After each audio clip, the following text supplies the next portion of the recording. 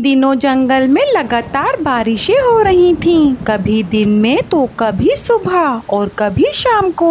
ऐसे में पंछियों को बड़ी मुश्किल का सामना करना पड़ता है। गोरी कौवी का बेटा 3 दिन से बारिशों की वजह से भूखा था। वो रोता हुआ अपनी माँ से कहता है, मामा अब मैं और भूखा नहीं रह सकता, मुझे कुछ तो खाने को दो। चुप कर जा, तुझे कुछ दिखाई नहीं देता। बाहर बहुत तेज बारिश हो रही है, ऐसे में हम तुम्हारे लिए दाना कहाँ से लाएं? कालू जी, आप मेरे बेटे को ना डांटें, इसमें इस बेचारे का क्या कसूर। वो 3 दिन से भूखा सो रहा है। आज आप कैसे भी करके थोड़ा भोजन ले आएं। गोरी, मैं कल भी गया था, जंगल में हर तरफ पानी ही पानी भरा है, मैं दाना कहाँ से लाऊं? अब आप रहने दें, मैं खुद ही जाती हूँ। अपने बेटे के लिए कुछ ना कुछ ले ही आऊंगी। गोरी, ध्यान से जाना,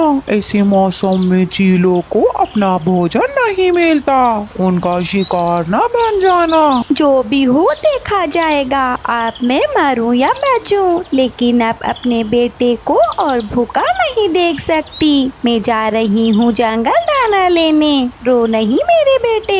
फिर गोरी कौवी अपनी जान की परवाह किए बगैर तेज बारिश में निकल जाती है। इधर टोनी चिड़िया के बच्चे भी भूख से रो रहे थे।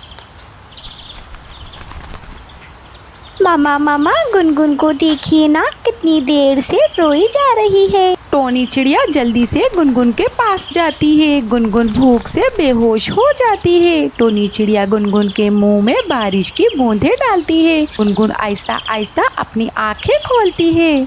गुनगुन मेरी बच्ची, आप ठीक तो हो ना? जी मामा, मैं ठीक हूँ, बस थोड़ा सा चक्कर आ गया था। मेरे सर में बहुत दर्द हो रहा है। गुनगुन, ये सब भोजन न खाने की वजह से हो रहा है, लेकिन मामा क्या करें, इतनी तेज बारिश में दाना कहाँ से ढूंढ कर लाएं? सोनू बेटा, आप गुनगुन के पास ही रहें, मैं बाहर जा रही हूँ। कहीं न कहीं से तो भोजन लाना ही होगा, वरना मेरी बेटी मर जाएगी। नहीं मामा, मैं भूखी रह लूंगी, आप बाहर ना जाएं। बाहर बहुत तेज बारिश हो रही है और जंगल में चीलें भी घूम रही होंगी। मामा, मेरे दोस्त बुलबुला की मामा को भी चील पकड़ कर ले गई थी। नहीं नहीं मामा, आप बाहर ना जाएं, हम भूखे ही रह लेंगे।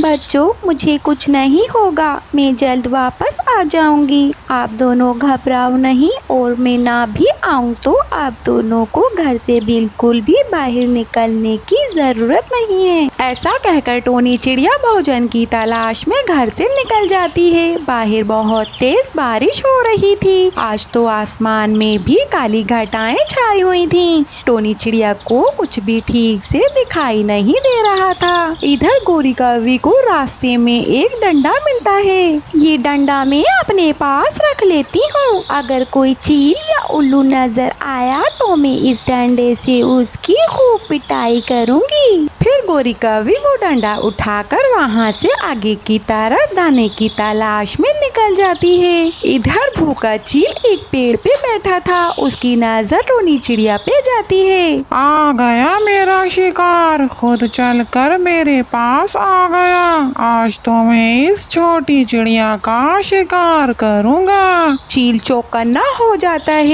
जैसे ही चिड़िया पेड़ के पास से गुजरती है, चील झट से छोटी चिड़िया को दबोच लेता है। काफी दिनों से बारिशों की वजह से पंछी अपने घरों से नहीं निकल रहे थे। आज इतने दिनों बाद एक चिड़िया हाथ आई है, इतनी आसानी से तो मैं नहीं जाने दूंगा। मुझे जाने दो, खुदा के लिए मुझे जाने दो। मेरे बच्चे भूखे हैं, अगर मैं घर दाना लेकर नहीं गई तो वो मर जाएंगे। चुप, अगर मैंने तुझे छोड़ा तो मैं और मेरी बीवी भूखे मर जाएंगे। चील टोनी चिड़िया को अपने पंजों में दबोचकर ऐसा कहता है। तभी गोरी कौवी चील और टोनी चिड़िया को देख लेती है। अरे ये टोनी चिड़िया इस चील का शिकार ना हो जाए, मुझे इस छोटी चिड़िया को बचाना होगा। फिर टोनी चिड़िया जल्दी से उस चील के पास जाती है और उस चील को डंडे से खूब पिटाई करती है। वो उसे डंडों से मार मार कर बेहोश कर देती है। चिड़िया तुम ठीक तो हो ना,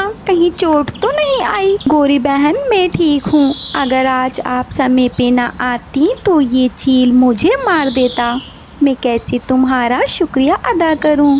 आज तुमने अपनी जान की परवाह किए बिना मेरी जान बचाई है। अब मैं इतनी भी जालिम नहीं हूँ, तुम्हें उस चील के हाथों मरता देखती, और वैसे भी मैं तुम्हें कितना परेशान करती हूँ, तुम उसके बावजूद भी मेरी और कालू की शैतानियों को माफ कर देती हो।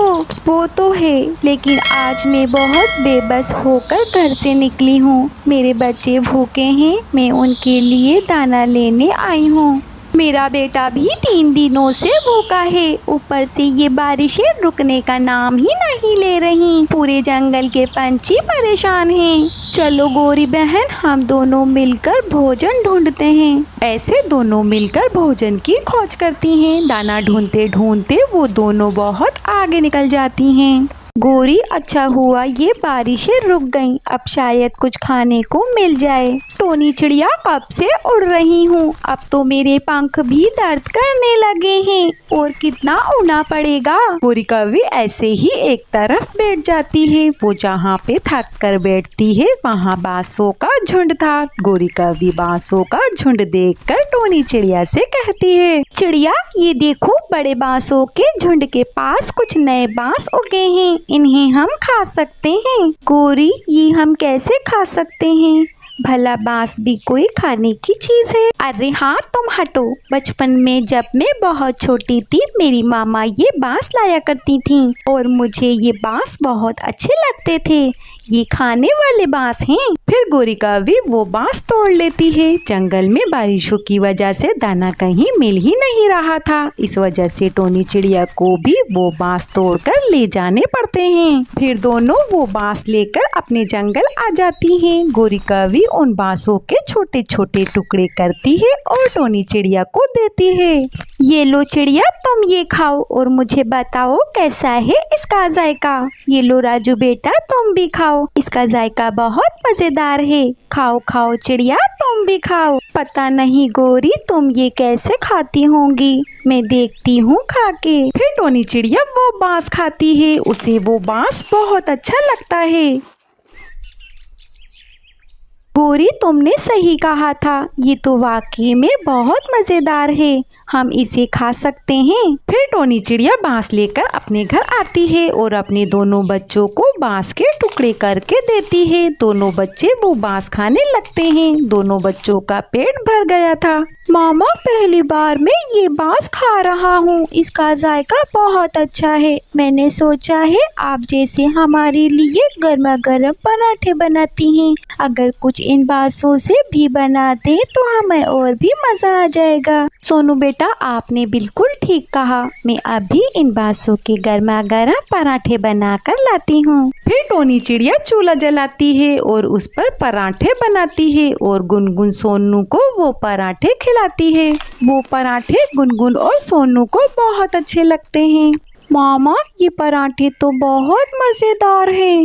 मामा, मुझे बांस के पराठे और दो, मैं और खाऊंगी। फिर टोनी चिड़िया ढेर सारे बांस के पराठे बनाती है और कुछ पराठे कालू कौवे और गोरी कौवी के लिए भी ले जाती है। गोरी कालू को भी वो बांस के पराठे बहुत अच्छे लगते हैं। अरे वाह टोनी चिड़िया, तुमने तो बांस के पराठे ही बना डाले, ये इस मौसम में बहुत मजे के लग रहे हैं। मेरा तो पेट ही भर गया इसे खा के। गोरी, क्यों ना हम और बांस लेकर जंगल के बाकी पंछियों के लिए भी बांस के पराठे बनाएं। जैसे हमारे बच्चे भूखे थे, ऐसे ही जंगल के सारे पंछियों के बच्चे भी भूखे होंगे। ठीक कहा तुमने, चलो हम बांस लेकर आते हैं। चिड़िया, मैं भी तुम्हारे साथ जाऊंगा। ऐसे में हम सबको मिलकर दूसरे पंछियों की मदद करनी चाहिए। ऐसा कहकर वो तीनों जंगल बांस लेने चले जाते हैं और काफी सारे बांस लेकर आते हैं। टोनी चिड़िया अपने घर में बांस के पराठे बनाती है। कालू कौवा और गोरी कौवी घर के बाहर भूखे पंछियों को पराठे बांटते हैं। दे दो कालू गोरी, मुझे भी 1-2 पराठे दे दो, मेरे बच्चे भूखे हैं।